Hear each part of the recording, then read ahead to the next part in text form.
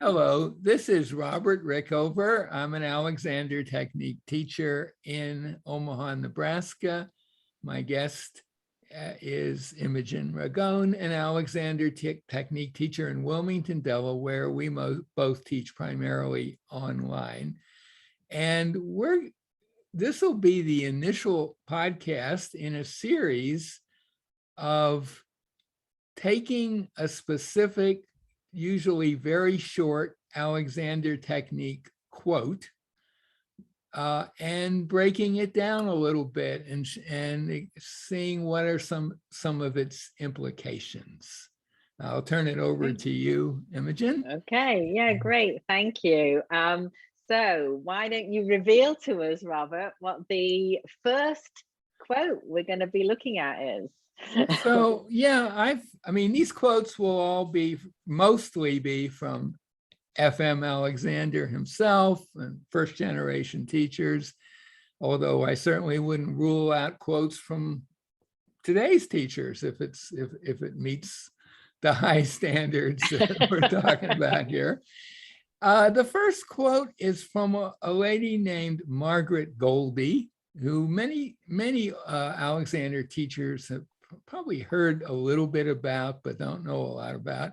She trained with Alexander well before the first training course. So she was trained kind of on an apprenticeship model, I guess you could say, with Alexander. And she was someone who was very close to him. And she continued teaching for many years in London after he died. I meant to look it up. Alexander died in 1955, and she was teaching, I'm sure, into the 80s, and I think into the 90s even. I'm not sure, but for many, many years. And she was not part of the club. She did not have a training course, and she was quite critical of some of the training courses that were out there. And I think her basic beef with the other teachers is they weren't teaching inhibition the way she thought they should. I think that's a fair assessment. And the quote itself, here it is. If I ask you not to do something, there's no way that you can do it right. Now, I've seen a number of reactions to that quote, and one of them is, oh my God, it's just another old Alexander teacher dissing her students and judging, and we don't need that. It's like a cranky old lady saying something that's saying, well, you can never do it right. What kind of loser are you, right? But I believe that totally misses the point of the quote. Very much so. It's a bit of a mind twister. It is. If I ask you not to do something, there's no way you can do it right. What I hear is that that's good because you don't want people trying to do something right, because that's, am I on the same sort of lines? So I gotta say this. I'm at the first level of understanding. So I want to say that this quote has been circulating in my brain for the last year or so. And I keep coming back to it, and I keep thinking, well, there's a whole nother nuance here.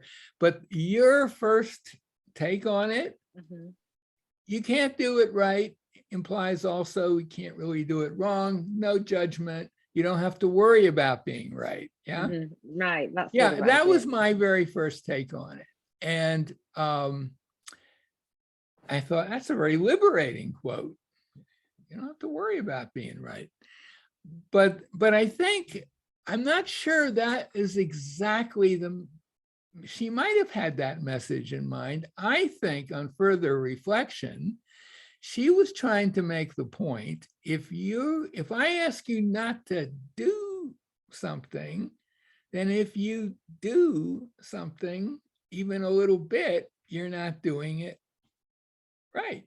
No doing. Right. Now, it may not have been in her mind, but she was very big on non-doing. I mean, that was like a huge theme on her part. But so it's one way of saying, really if you want to self-direct in a useful way, it's got to be just a thought. And if you start sticking some doing in there, and we've talked about this several times, that's gonna take away most, maybe, or a good part of the power of that direction. It may take it all away. That she's just saying no doing, period. So that's maybe, I would put that as like the second level of my understanding. But how there's more. There's more. So, thinking about it some more, the quote itself raises a question, which is, why would an Alexander teacher say to a student, why would an Alexander teacher ever ask a student not to do something?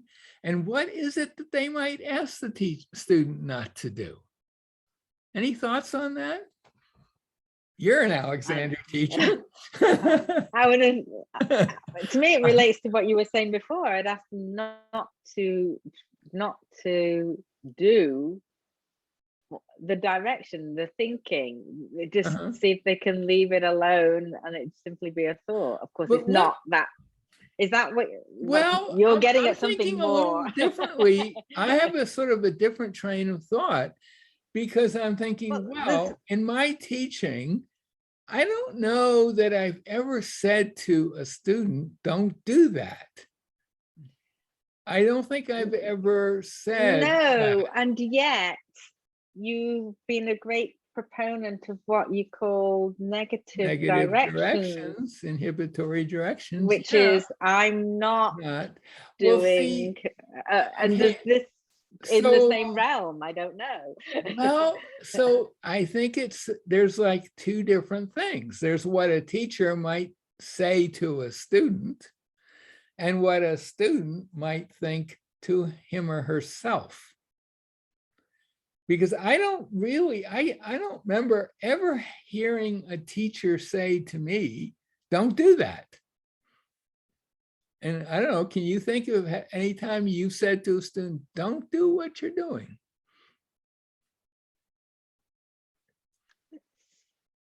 Possible, I suppose. I can't think of an instance. You can't, it just isn't. I don't think that's part of most Alexander teaching by anybody, really.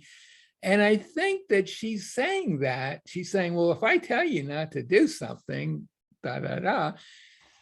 I think she's saying, let's just go outside of the realm of Alexander teaching. Like, this is not something, I would never tell you not to do something, but if I did tell you not to do something, there's no way you could do it well or right. And there's some I know it's mind-boggling. There are some implications of that, but I think to me, the next step is, but you might want to be saying something to yourself or thinking something to yourself. And if it's a non-doing direction, like I'm not tensing my neck, or I'm not compressing my body, or even a freedom direction, I'm free, or even some of those classical directions, I'm letting my neck be free, whatever, which I think have some drawbacks, but even those, if you try to actually implement those directions, it's not gonna work for the kind of, we've talked about, front part of the brain delivers the message, but the rest of the body implements it. And the part that comes up with the message is pretty incapable of doing the kind of micromanaging that would be required to actually implement those directions. So it could be that that's what she's getting at. You know, that's a possibility. And I had Is there another level, or are we at the pinnacle of your understanding so far? Well, I actually don't know what you don't know what level is. I don't know what level it is, because every time I think about this for a while, a new version kind of comes into my mind about what she was actually getting at, or what she's saying here. But they're all things that are actually pretty important if you believe that Alexander technique inhibition is a good thing, which I certainly do, and I think most teachers do, right? Even if they don't exactly know how to do it. But yeah, so I'm just thinking about this quote. You're making my brain hurt. I know it. Believe me, I've had the same experience. I mean, some of these I've mulled around, especially when I'm going to sleep at night. I'll think about them, and all of these possibilities kind of come into my mind, and that is exactly what we were talking about in our previous conversation. That these quotes from master teachers and people who really been around the technique for a long time and thought deeply about it contain a lot of stuff that's not kind of readily apparent with the first read. That's what. So you have any more thoughts on this particular quote? I think I'm going more literal as I'm trying to wrap my head around it. Yeah. Because if I asked you not to cross your legs, you can uncross your legs. Yep. And it seems like you maybe have done it right. Well, let's take, there's that. And then let's take the way Patrick MacDonald taught, and students of his, I believe, still teach quite a bit. So he was a first generation teacher, same generation as Margaret Goldie, really. And he would often say that he'd have you standing in front of a chair, for example. And he said, well, I'm gonna put you in the chair. I'm gonna guide you into the chair, or something like that. And your job is to say no, right? No. Now, you could say no and literally be stiff as a board and stop him being able to move you. And he wanted to get across the idea that you're saying no to doing anything about it. He's just going to do this thing, and you're not stopping him, you're not helping him, you're just letting him guide you into the chair, which gives your whole body as an experience that it probably couldn't easily get any other way at that point in your learning. So there's an example where he wants you just to think, I'm not going to sit, but he doesn't want you to do I'm not going to help anything beyond the thought. And he was pretty quick to notice when you went beyond he was very skilled at that process. And he would stop you in your tracks if he felt that you were actually trying to do something about that thought. So that would be, I think, an example of I think probably Margaret Goldie. I don't know what her relationship with MacDonald was, but she probably would have seen, oh, that's a clever little technique he's using to get across this idea of non-doing. I don't think it's the way she taught particularly, from what I know, but so there's that. And I have no doubt that listeners to this, viewers of this, could come up with some completely different ideas, interpretations. So I think just from our conversation, I think the idea of non-doing is wrapped up in this quote. Very much wrapped up in it. Yeah. So that's is that all you've got? That's all I got for now. But if anyone interesting. has some ideas, email us, let us know, because this could be a quote that might have several conversations. Who knows? This quote is a particularly good example, I think, of the power of the short, pithy Alexander technique quotes that we were talking about in the previous conversation. And we're going to do more. We got lots of them from FM, from Walter, from McDonald, from Marge Barstow, Margaret, Marge Barlow. We have them. We got them all. So, and I'll put a link to a place where you can find hundreds of them, and you can download them and use them any way you want. Great. All right. Thank you. Thank you so much for doing this. My guest has been Imogen Ragone, Alexander technique teacher in Wilmington, Delaware, home of our president. Indeed. Indeed. All right. Thank you. Thank you.